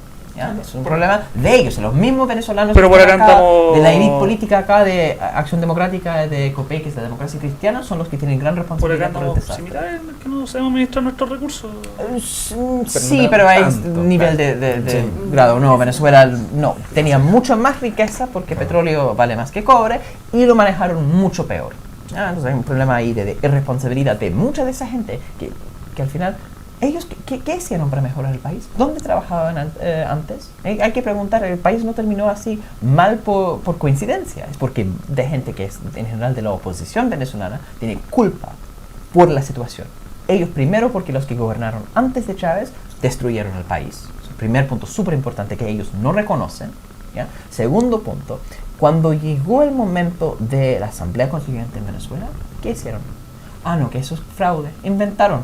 Hay fraude. No querían admitir que Chávez había ganado. Todas las encuestas decían Chávez gana con 65% de popularidad. Cerraron los oídos e inventaron cualquier estupidez porque tienen muy bajo nivel de cultura cívica también. Entonces hay un problema donde cuando uno habla de la oposición al gobierno, ¿no? En Inglaterra hablamos de un concepto que es la oposición leal. Her Majesty's Loyal Opposition. La oposición leal a su majestad. ¿Qué significa eso? Como que la oposición no es leal al gobierno. Por supuesto, por definición es la oposición. Pero es leal al país. O es leal a la cuando hablamos de la corona, es leal a la constitución. La oposición venezolana nunca fue leal. Una cosa es decir que no estoy de acuerdo con el presidente Chávez porque sus políticas públicas no son las que yo creo que son mejores para el país. Otra cosa es decir que es un indio muy racista. La otra cosa en Venezuela es que la mayoría de esas personas son profundamente racistas. Tienen un problema racial enorme en Venezuela. No reconocen la legitimidad del presidente. Si uno dice, ese tipo no es solamente que yo no estoy de acuerdo con él, sino que él no puede ser presidente por su color de piel, o no puede ser presidente porque yo creo que la elección fue un fraude, cosa que no fueron capaces de demostrar en ningún momento, pero lo alegaron tanto, parte de las falsas noticias, se generó un tremendo problema. La oposición venezolana tiene gran parte de la culpa. Y hay una parte más sensata de la comunidad venezolana acá, no los más tóxicos que repiten esa cosa, entienden que la responsabilidad es de los políticos en general y es de la acción de esa élite, ¿ya? Que nunca fueron leales, entonces nunca hicieron una oposición constructiva. Específicamente en el tema de la Asamblea Constituyente, el chavismo ganó más de 60% 60 y tanto por ciento de los votos, pero tenían 90% de los escaños en la Asamblea. Eso no es bueno que dominaron tanto. Fue un triquiñuela de chavismo, de la izquierda. No, es que ellos presentaron una sola lista y la incompetente, inepto e irresponsable derecha venezolana presentó como 5 distintas listas y por ende no consiguieron su posición. Por su incompetencia, por su rechazo a entrar en esos espacios, se generó el tipo de asamblea constituyente que tuvo. Y yo creo que en el caso de la derecha chilena, no son tan ignorantes e ineptos como la derecha venezolana. No van a hacer el camino José Antonio Cast. Ya se nota que lo que hace la derecha, o que está empezando a hacer la derecha chilena, es entrar y tener un debate sensato dentro de la Asamblea Constituyente. Si lo deciden boicotear, va a ser un tremendo problema. Pero no creo que pase. Estamos mucho mejor que el Caribe porque tenemos una mejor conversación cívica. Estamos en marzo. Está más frío que la cabeza más fría. Sí, exactamente. El calor afecta. Sí, no, yo pasé 2 años en Caracas enfermo, era terrible. Como no podía respirar. ¿Se puede andar en bicicleta allá? No podía caminar. Caracas es una de las ciudades más horribles del mundo. No, es impresionante porque está diseñado como es todo como Vitacura. O sea, no se puede caminar. Como yo en algún momento, porque soy británico, en Londres camino 3 horas. Que me gusta y cambia la ciudad y uno puede conversar con la gente y hace frío, entonces además es agradable caminar. Pero yo caminaba y además yo caminaba de noche, entonces es seguro. Ya. Entonces, en algún momento yo estaba desesperado, yo voy a caminar en esta ciudad, como no puedo más, como estar encerrado. Entonces 9 de la noche, 10 de la noche, yo voy a salir a caminar. Como tratar de bajó un poco la temperatura. De noche voy a empezar a caminar. Y obviamente es un país con grandes problemas de seguridad, pero estoy en el barrio bueno, yo vivía cerca de la universidad, pero empecé a caminar hacia el barrio alto. Camina. Primera cosa, son enormes las autopistas, e incluso las calles normales también son enormes. ¿Ya? Están diseñados para autos. Tienen espacio. Tiene espacio para autos, pero no tiene veredas de cerca. Entonces no hay espacio para caminar. Es todo auto. ¿Ya? Entonces está caminando, como no hay espacio para caminar de forma decente, ni hablar de bicicleta, acá está todo auto. Después uno llega a una mansión, porque Barrio Alto es así, ya, camina. Empieza el perro, porque el tema de seguridad todos tienen perro. Entonces el perro empieza a ladrar, como desquiciadamente. Ya, eso dura como 10 minutos para cruzar una casa súper grande, ya. El perro dejó de ladrar. Ya, 1, 2, 3, 4, 5, llega a la próxima casa, el segundo perro. Entonces después de como 10 de eso es como, no, es insoportable. Como tiene cero como vida de barrio. Está cruzando estas enormes calles con el sonido constante de...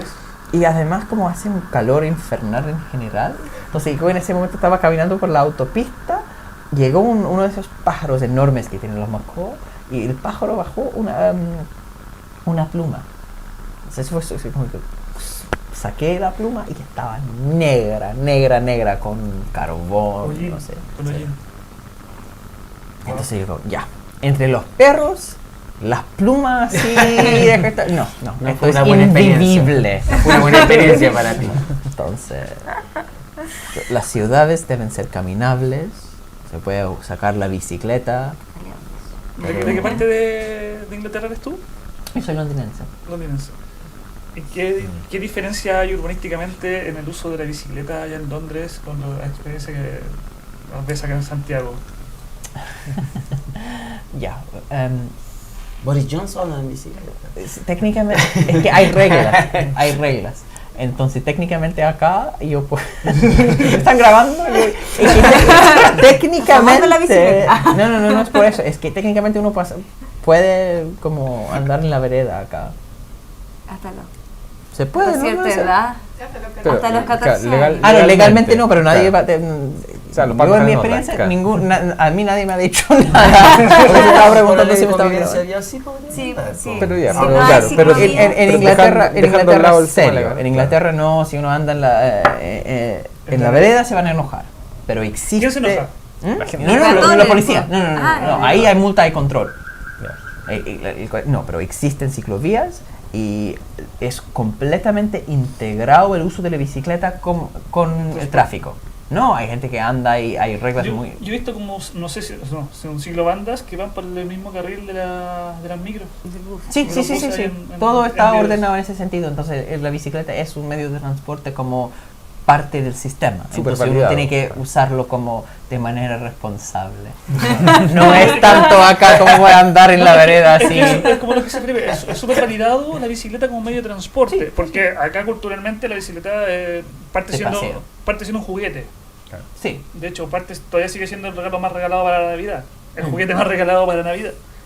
Y se sigue viendo así, culturalmente se sigue viendo, y ahora recién nosotros llegamos, no sé, los últimos 15 años se ha empezado, 20 años se ha empezado a hacer como tratar de hacer un cambio cultural. No es solo cambio cultural, yo creo que el tema de ciclovía es súper importante, porque ahí uno se siente más seguro como con la bici al lado de un auto. Pero se siente. No se escucha lo que hablas. No, pero se siente, pero no es real. Pero la seguridad, esa que se siente que seguridad en la ciclovía no es real. Dice que igual es peligroso. Es una sensación, más que... O sea, aquí. Ya, Sí, pero es acá en Chile. pero sí, bueno, yo no sé cuán seguros son las ciclovías, pero sé que sin la ciclovía el riesgo es bastante alto y no respetan. Entonces, no, en el caso británico, ya, es lo más común del mundo tener una bicicleta al lado del auto. Y las reglas son muy claras, los conductores entienden cómo se responde a eso. Y Eso es porque también en Inglaterra, por lo que tengo entendido, para sacar una licencia de conducir es sumamente estricto. Sí. Donde el 10% de la gente que lo obtiene, y acá al revés, el 90% lo obtiene. No, de hecho es muy inusual que la gente, que sé, yo no manejo, pero me dicen, yo tengo suficientes problemas con la bicicleta, auto imposible, Pero sí, la primera vez es difícil de pasar. Normalmente lo tienen que hacer 2 veces. Porque sí, es como bastante exigente el examen y la prueba práctica. Y en eso, sí, aprenden a respetar las bicicletas. Entonces parte tanto, no, hay muchas ciclovías, pero también como es la forma en que se manejan los autos. La educación es clave. Entonces sí. Y se usa mucho más como forma de transporte y menos como actividad de paseo. Sí. Llevamos como 2 horas de programa, ¿no? Más o menos. Sí. Más o menos, sí. Sí, Hay un tema que creo que vamos a tener que dejar la reflexión de cada persona, el tema de qué tiene que ver la bicicleta con toda esta política y discusión de nueva constitución, de neoliberalismo. Y porque claro, muchos ocupamos la bicicleta como medio de transporte porque... bueno, hay un dicho que más que un ejercicio político, más que un ejercicio físico, es un ejercicio político. Como que tiene que ver con la forma de que tenemos de vivir y de enfrentarnos a la sociedad de la bicicleta. Como que hay un artículo, nosotros tenemos en la página web de pedaleaplacalle.cl que dice la bicicleta contra el capitalismo. Y que da una vuelta ahí muy extraña, pero yo creo que a la gente deberíamos invitarla a reflexionar en sus casas más que debatirla acá por la hora, como un segundo capítulo, ¿no? ¿En qué afecta o qué tiene que ver la bicicleta con los temas económicos? Tal vez la bicicleta como tal no tiene algo directamente que ver, pero sí nosotros como ciclistas, como individuos que estamos dentro de una sociedad, tiene todo que ver, porque somos afectados por todos los tratados comerciales, ya sea para la salud, si andamos en bicicleta en la calle y tenemos un accidente, cuál va a ser mi tema de salud que me va a cubrir. Y el aporte a la sociedad, no andar en auto y andar en bicicleta. Bueno, exacto. Hay una vuelta profunda que lo podemos dar en otro capítulo. Sí, de hecho hay una frase de Margaret Thatcher, que fue la primera ministra británica que impulsó el neoliberalismo, gran admiradora de Pinochet. Íntimos. La conocemos. Sí, ella dijo que una persona con 30 años que todavía tiene que usar transporte público debe considerarse como un fracaso. Al ataque contra y eso incluye la bicicleta, por supuesto, como la cultura de éxito capitalista con tener un auto sí está fuertemente vinculada. Bueno, no sé cuán revolucionario es la bicicleta, pero sabemos que el auto es contrarrevolucionario. Sí. Bueno, aquí viene el comercial de los años 80, el cómprate un auto perico, que también produjo un cambio cultural ahí terrible, que los que andan en bicicleta, que era un tipo que andaba en bicicleta, no sé si es el comercial, que era un tipo que andaba en bicicleta y tenía que ir a su novia. Y todo el mundo le decía, cómprate un auto, perico, porque él iba en bicicleta, era pobre. Se llamaba Perico. Él era el perico. Y finalmente él fue a una empresa, a un banco, y le prestaron plata y él compró un auto. Y fueron felices para siempre. Y ahí pues, eso se casaron, como ella decidió después. Después todos nos decían, cómprate un auto perico cuando íbamos por la calle. Así. Y duró hasta hace, no sé, hasta... Todavía, claro. Como que la bicicleta es de los pobres. Claro. Ahora lo bueno es que perico rima. Entonces cuando se cómprate un auto perico, bueno... uno puede llegar y devolver la talla. Sí, eso, hagamos el cierre. A ver. Ya que llegaste tarde al cierre, güey chafa. Muchísimas gracias, Hassan, por aceptar la invitación y estar acá. Gracias a ustedes por la invitación. Lamentamos que no hayan sacado bien esa foto. Pero muchas gracias por venir y por explicarle en forma quizás mucho más sencilla a todos. Sí, gracias por la invitación, ojalá que se hayan entendido con mucha información. Sí, hay que dar registro para que la gente lo pueda volver a ver si es que no lo entendió la primera. Y vamos a hacer resumen. Vamos a hacer resumen y todo. Sí, muchas gracias. Muchísimas gracias. Gracias a todos allá. Gracias a quienes nos vieron. Gracias. Y a la Jimena por hacerlo esa cosa de la computación.